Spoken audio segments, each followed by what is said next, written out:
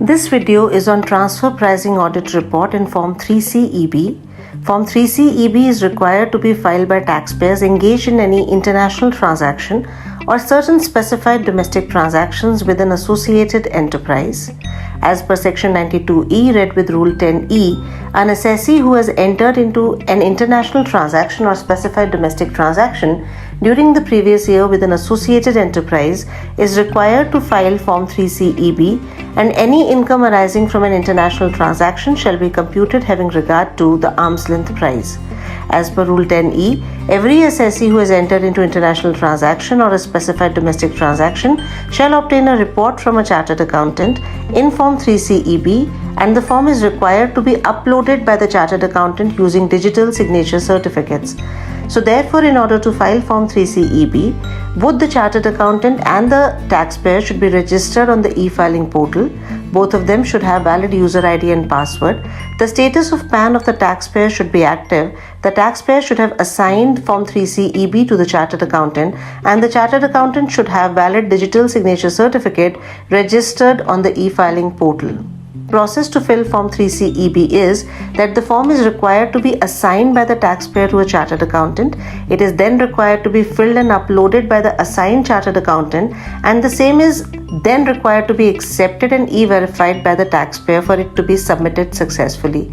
Let us first look at the form at a glance. Form 3C-EB has 4 parts. In Part A, the taxpayer is required to provide general information about itself and to provide the aggregate value of international transactions and specified domestic transactions.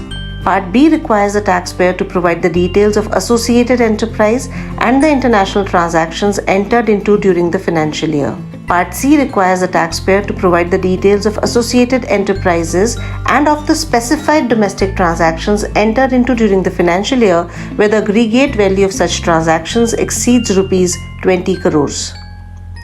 On the verification page, the chartered accountant provides a certification of all details provided in the form. Form 3C-EB can be filed and submitted either through online mode or through offline utility. Let us look at the steps to file and submit Form 3C-EB through the online mode. The first step is assigning the Form 3C-EB by the taxpayer to the chartered accountant. In order to assign the form, the taxpayer is first required to log into the e-filing portal using user ID and password. On the taxpayer's dashboard, click on e-file, go to Income Tax Forms and file Income Tax Forms. The taxpayer can find Form 3C-EB and click on File Now. The taxpayer is required to provide the assessment year and assign CA using the My CA service. If the chartered accountant is already assigned by the taxpayer, details of Form 3C-EB pending with chartered accountant for filing and acceptance will be displayed. If chartered accountant is not assigned, then the taxpayer can assign the chartered accountant by choosing from the existing list of previously assigned chartered accountants from the drop-down menu. If there is no CA added, the taxpayer can add a CA by clicking on Authorize Partner tab on the dashboard and then go to My CA and add a new CA. After assigning the form to a chartered accountant, you are required to attach the supporting documents and click on Continue button.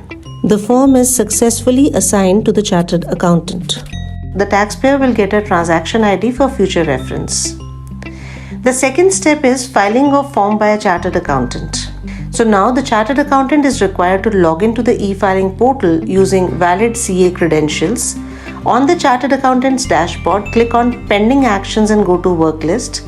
In the chartered accountant's work list, under For Your Actions tab, click Accept or Reject the request. If the chartered accountant chooses to reject, it will be required to provide the related reason. On rejection, email and SMS communication will be sent to the taxpayer in the email ID and mobile number registered on the e-filing portal, providing details of reasons for rejection.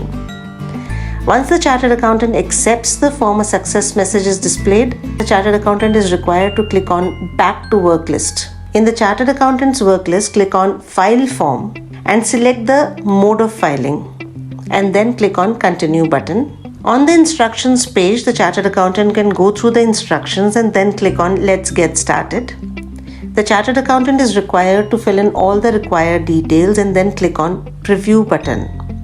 On the preview page, click on Proceed to E-Verify and then click Yes to confirm. The chartered accountant can also add unique document identification number if applicable and click on proceed. However, you will note that presently the UDIN box is grayed out as the feature will be enabled shortly. You may still go ahead and file the form by selecting I do not have UDIN, I will update later. Once the UDIN feature will be made available for all the forms, you can update the same on the portal. If the chartered accountant clicks on proceed button, it will be taken to e-verify page where it can e-verify using digital signature certificates.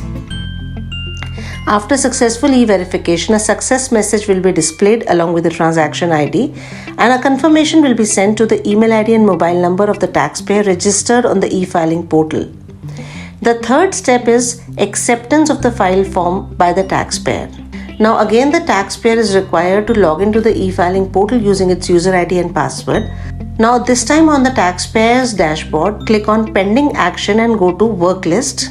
In the taxpayer's work list, under For Your Action tab, select Accept to accept the uploaded form by the chartered accountant, or alternatively select Reject and provide rejection comments to reject the form.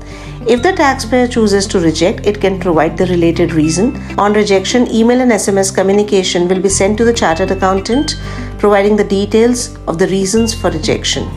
On selecting Accept, the taxpayer will be taken to the e-verify page.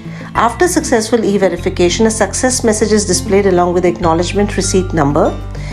An email confirming successful submission of your form is sent to your email ID and mobile number registered on the e-filing portal. Let us now look at some of the do's and don'ts to avoid errors in form filing and verification. Kindly ensure to use the latest version of the utility for creating JSON. Ensure that the PAN of the taxpayer, assessment year, CA membership number, form filing type are correctly entered in the utility and selected on the portal. Install the latest emSigner application in your system. Log in the DSC token. Profile and contact details of the taxpayer and the chartered accountant should be updated in their respective logins. Check localhost eMudra is not blacklisted by the system admin and DSC token driver is updated. Filing Form 3C EB is very easy. To know more,